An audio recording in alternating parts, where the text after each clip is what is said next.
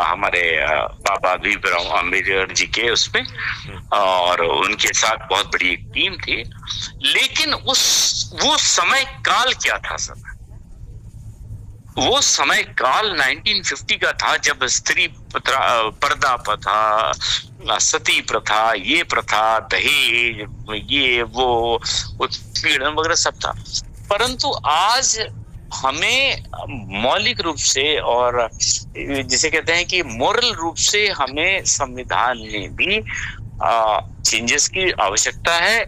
गलत तरीके से नहीं सर, सही तरीके से। बिकॉज संविधान में भी हम चाहते हैं, मेरा ये मानना है कि now when the honourable president of India, the supreme power of India is a lady chair, sitting in chair, when the honorable Prime Minister of India can be a lady in chair, when all the CEOs in and out of the India abroad can be the directors, CEOs, and everywhere, then why the gender discrimination is there?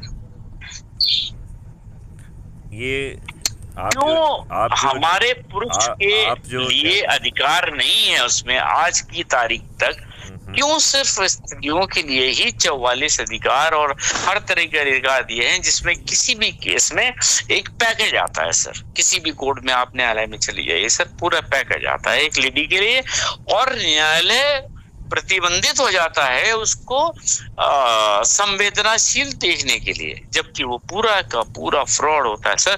और ये मेरे लफ्ज नहीं है sir, ये नोएडा में जो सर्वप्रथम लेडी का जो थाना जब स्टैब्लिश हुआ था, ये उनके वचन है जो कि पब्लिश हुआ था कि 80% जो महिलाएं जो केसेस कर रही, दर्ज कर रही हैं, वो फ्रॉड हैं। भारतीय नारी जो यूएन सर्वे हुआ था 2022 में, यूएन के सर्वे में इंडिया के भारतीय नारी को तीसरा अवधा दिया गया है, जो कि न्यूज़पेपर में पब्लिश हुआ है कि डोमेस्टिक वायलेंस के लिए। और उसमें बहुत ही अच्छा एक कार्टूनिस्ट ने उसमें उसमें प्रकाशित हुआ था, उसका पेज भी मेरे पास है, कि यदि महिलाएं थोड़ी सी और मेहनत करें तो विश्व में सर्वप्रथम स्थान डोमेस्टिक वायलेंस में हासिल कर सकते हैं। So ये this is sarcastic and it's a humorous व्यंग्य जो किया गया था।